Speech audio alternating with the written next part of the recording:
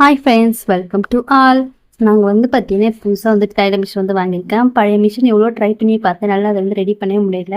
அது கிட்டத்தட்ட 5 இயர்ஸ் கிட்ட வந்துடுச்சு. சரின்னு சொல்லிட்டு நான் வந்து நியூ மிஷின் வந்து வாங்கியிருக்கேன். 2 இயர்ஸ் வாரண்டி கொடுத்துருக்காங்க. இதோட வீடியோ நான் அடுத்த லாங் வீடியோவாக வந்து போகிறேன், என்னென்னு கொடுத்துருக்காங்கன்னு சொல்லிட்டு. இப்போ வந்து நம்ம சிக்கன் ரைஸ் வந்து நீட் பண்ணுறதுக்காக வெஜிடபிள்ஸ் எல்லாம் கட் பண்ணி எடுத்து வச்சுருக்கேன்.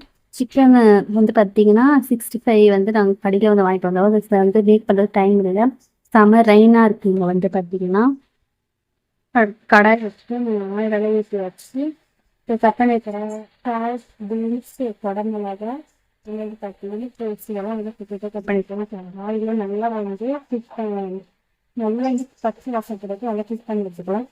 இது முட்டை நான் ஆட் பண்ணிக்கிறேன். கொஞ்சம் லோ ஃப்ளேமில் வச்சு வந்து நம்ம பார்க்கணும். இந்த மைசூர் வச்சுக்கணும், அதுக்கு வச்சுட்டு நிறைய இருக்கும். அடுத்து பார்த்தீங்கன்னா இதே வடிச்சு வச்சிருக்கேன். சாதத்தை மேலே மிக்ஸ் போட்டு மிக்ஸ் பண்ணிக்கணும். இது எல்லாமே மீடியத்தில் ஒர்க் பண்ணணும். இதுக்கு மேலே வந்து பார்த்தீங்கன்னா வந்து சப்பை மிக்ஸிக்கிட்ட அந்த சிக்கன் பீசஸ் எல்லாம் வந்து ஆட் பண்ணிக்கணும்.